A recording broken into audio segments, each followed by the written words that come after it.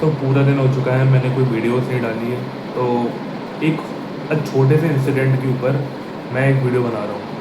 तो आज हुआ ये था कि जब मैं अपनी फिजियोथेरेपी के लिए एमएच गया था, मिलिट्री हॉस्पिटल।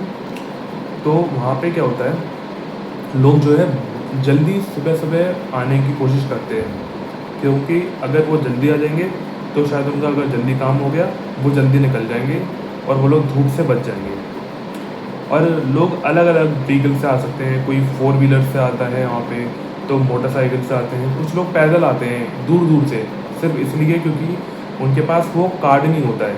एक कार्ड दिखाना पड़ता है वहाँ पे, और वहाँ पे जो अंकल जी सर जी वहाँ पे खड़े रहते हैं बंदूक लेके, उनको एक कार्ड दिखाना पड़ता है। वही अपना, या तो तुम्हारे पास वो तुम्हारा सर्विस का कार्ड होना चाहिए, या फिर तुम्हारे पास अपना ECHS वाला कार्ड होना चाहिए, अगर तुम मोटरसाइकिल, स्कूटी, फोर व्हीलर किसी इनसे आए हो तो। लेकिन जो पैदल वाले होते हैं ना, उनको वो चेक नहीं करते, क्योंकि उनकी इतनी ज़रूरत नहीं होती है। वो शायद किसी काम से आए होंगे, इसलिए उनकी चेकिंग नहीं होती है। तो फिर क्या होता है, वहाँ पे जल्दी आ गए थे, एक अंकल बहुत ज़्यादा जल्दी आ गए थे। उन्होंने 7 बजे अपनी गाड़ी को एक पेड़ के सामने खड़ा कर दिया, और तुम जानते हो फिर क्या हुआ होगा, उनकी गाड़ी जो है अटक गई। एक मोटरसाइकिल उनके बगल से लगी है, एक स्कूटी उनके बगल से लगी है, पीछे 3-4 लगी स्कूटियाँ, ठीक है, 2-3 बगल से, मतलब बिल्कुल उनकी पूरी जो फोर व्हीलर थी वो चारों तरफ से घिर चुकी थी। अब ऐसे में क्या होगा, वो जब बाहर निकल के आए, उन्होंने देखा कि उनकी जब गाड़ी अटक चुकी है, उन्होंने लोगों से मदद मांगने की कोशिश करी कि प्लीज़ ये मेरे साथ में मिलकर कर दो, क्योंकि अकेले नहीं निकलेगी। बट जो लोग अंकल लोग आ रहे थे वहाँ से, अंदर से एमएच से होकर आ रहे थे, या फिर कुछ लोग जो थे पार्किंग कर रहे थे अपनी गाड़ी की, उनमें से किसी ने भी उनकी मदद नहीं करी। और अंकल लोग थे आर्मी की, वो लोग वर्दी में थे अपने, और वो बोले थे कि वो 25 से 35 या फिर 40, मतलब सर्विस वाले तो थे और फिट अंकल लोग थे, बट तब भी उनकी मदद किसी ने नहीं करी। तो वो अकेले ही स्कूटी को या फिर मोटरसाइकिल्स को उठा के पीछे से उनको साइड में कर रहे थे, क्योंकि देखो तुम्हें पता होगा, स्कूटी को ये लोग क्या कर देते हैं, इसका हैंडल लॉक कर देते हैं, और एक बार हैंडल लॉक हो गया तो स्कूटी मुड़ती नहीं है इतनी आसानी से, बहुत मुश्किल होता है। मैंने इसलिए अपनी जो स्कूटी थी मैंने कहीं दूर पार कर दी थी, क्योंकि मैं जानता हूँ ऐसी नौबतें आ चुकी हैं। 17 दिन हो चुके हैं मेरे को जाते जाते, आज 18वां दिन था, इसलिए मैंने स्कूटी को कहीं अपनी दूर पार्क कर दिया था। तो फिर वो अकेले कर रहे थे, उनकी किसी ने मदद नहीं करी, और फिर वो आते हुए देखते हैं मेरे को, मैं अपने कानों में ईयरबड्स लगा के गाना सुन रहा था। बट उन्होंने फिर मेरे से बोला कि बेटा ज़रा इधर आओगे क्या, मदद कर दोगे मेरी। और मेरा जो इनवॉलेंट्री एक्शन होता है वो हमेशा मेरी बोलता है यस, मेरे अंदर से हमेशा यस निकलता है इनवॉलेंट्री एक्शन किसी भी चीज़ के लिए। मैं बहुत ही रेयर केसेस में मैं नो कर पाता हूँ। तो मैंने उनको हाँ बोल दिया, मैंने उनकी मदद करने लग गया, मैंने पीछे से स्कूटी उठाने लग गया। और फिर एक स्कूटी उठ के बाद मैंने अंकल से बोला, मेरे को जाना था, मेरे को नहीं रुकना था वहाँ पे। तो मैंने उनसे बोलने लग गया कि अंकल ये जो, वैसे अंकल नहीं थे, वो बहुत ज़्यादा बुजुर्ग थे, 60-65 के लग रहे थे मेरे को, बट फिटनेस काफ़ी अच्छी थी उनकी। तो फिर मैंने उनसे बोलने लग गया कि अंकल जी मैं ना जा रहा हूँ, मेरे को ये उठ नहीं रही है।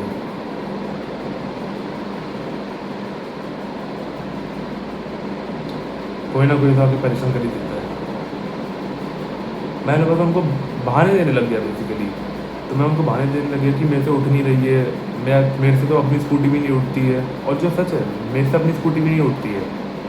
मैं भले मैं कमज़ोर नहीं हूँ, बट मैंने बहुत ही ज़्यादा स्कूटी का यूज़ करा है, इसलिए स्कूटी को मेरे अंदर एक हैबिट नहीं है उठाने की, निकालने की, चलाने की, मेरे अंदर हैबिट नहीं है। वो तो पिछले 1-2 दिन हुए हैं जब से मैं स्कूटी से जाने लग गया हूँ अपने आप से, वरना मैं पापा के साथ में आता हूँ यहाँ पे। बट तब भी मैंने जितनी स्ट्रेंथ थी मेरी, मैंने उसका लगाकर मैंने उनकी मदद करने की कोशिश करी। वो पीछे से उठा रहे थे, मैं आगे से पकड़ा हुआ था। जैसे ही गाड़ी जो है मुड़ जाती थी, मैं उसको कहीं दूर लगा के आ जाता था। भाई इतनी दिक्कतें आ रही हैं। और उस टाइम पे मैं पूरा है ना पसीने से भीग जाता था। अब मैं सिर्फ बता रहा हूँ, पूरा भीग गया था मैं पसीने से। मेरा चश्मा जो है पूरा का पूरा उसमें पानी आ गया था। ठीक है, मेरा पसीना बेसिकली, मेरी जो पूरी टी शर्ट जो तुम्हें अभी नॉर्मल दिख रही होगी, पूरी की पूरी भाई साहब ये डार्क हो चुकी थी। और मेरी हेयर स्टाइल तो भाई साहब ऐसा लग रहा था कि मेरे बालों पे मैगी बन चुकी है। वो भी अभी भी लग रही है वैसे मैगी, बट बन चुकी थी। तो फिर ये सब हुआ। और फिर उन्होंने बोला कि तुम एक बार देख लोगे, मैं अपनी गाड़ी को पीछे कर रहा हूँ, तुम एक बार देख लेना।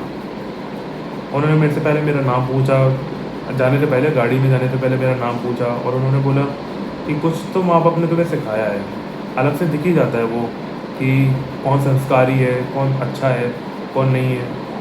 आजकल कोई मदद नहीं करता, बेसिकली वही ओल्ड टिपिकल अंकल वाली बातें जो वो कर रहे थे कि तुम्हारे संस्कार बहुत अच्छे हैं वगैरह वगैरह।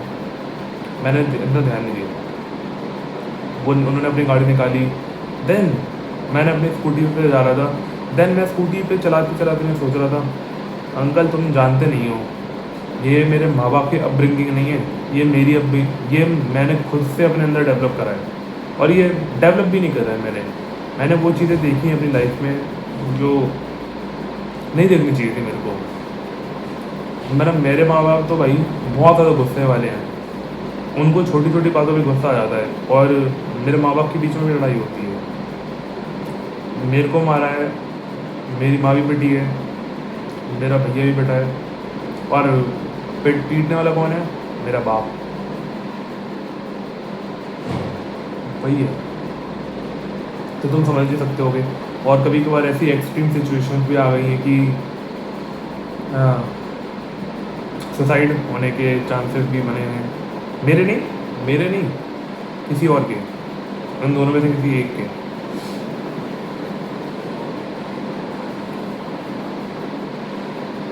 चलो वो सब ठीक है, वो सब अलग बात है।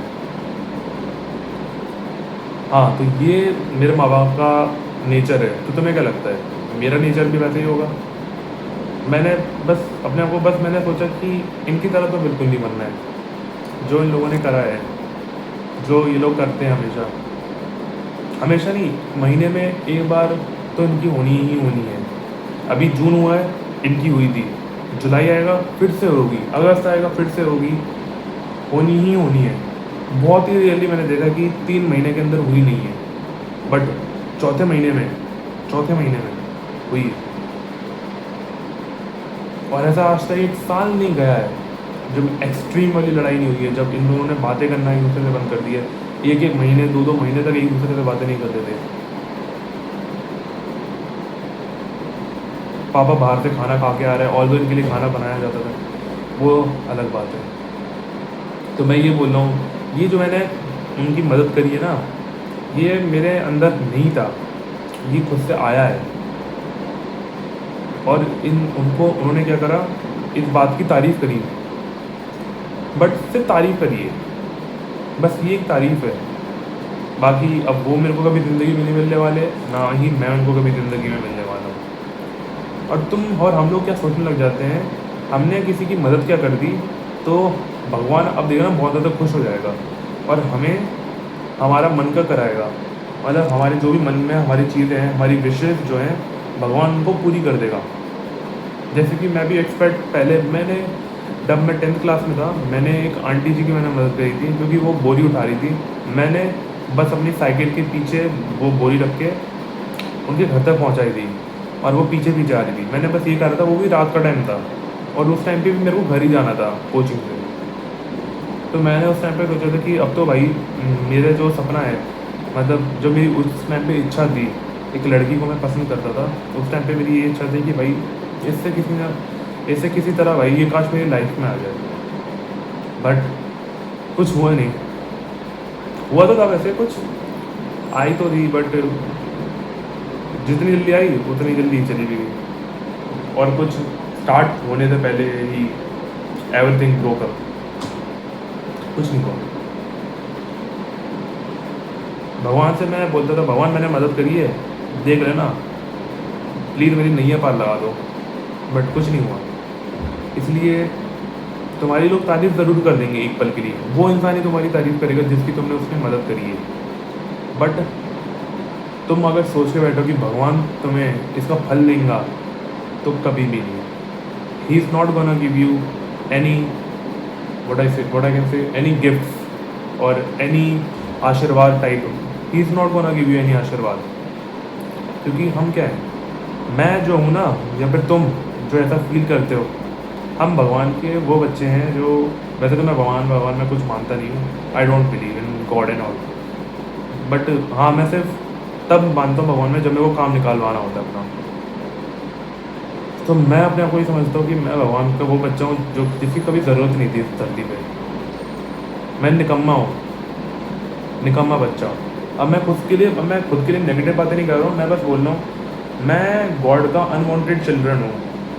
मतलब जिसको उसने नकार दिया है और उसकी कोई ज़रूरत नहीं है धरती पे, और उसने बोल दिया है कि इसको बस ऐसे ही जीने दो, जो भी इसके साथ में हो रहा है उसकी जवाबदारी मैं नहीं लेता हूँ। जैसे तुम्हारे पेरेंट्स तुम्हारी जवाबदारी लेते ना, वैसे ही भगवान के बच्चे को भी, अगर तुम भगवान के बच्चे कंसिडर करते हो ह्यूमंस को, तो भगवान को क्या लगना चाहिए, भगवान को जिम्मेदारी लेनी चाहिए होती।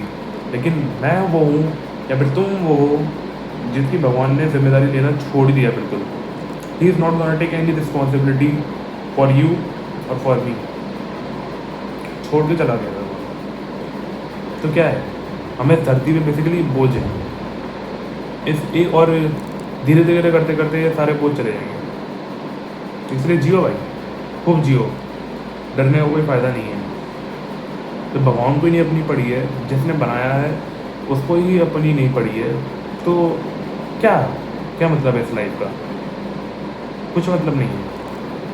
आज कोई कल मार देगा, मार दे, बट लाइफ तो फुल्ली जीनी है। जो मेरे को करना है वो करके रहूँगा, बाकी तुम्हारी जैसी मर्जी। तुम जैसा सोचो वैसे ही तुम करोगे और बोओगे और पाओगे भी।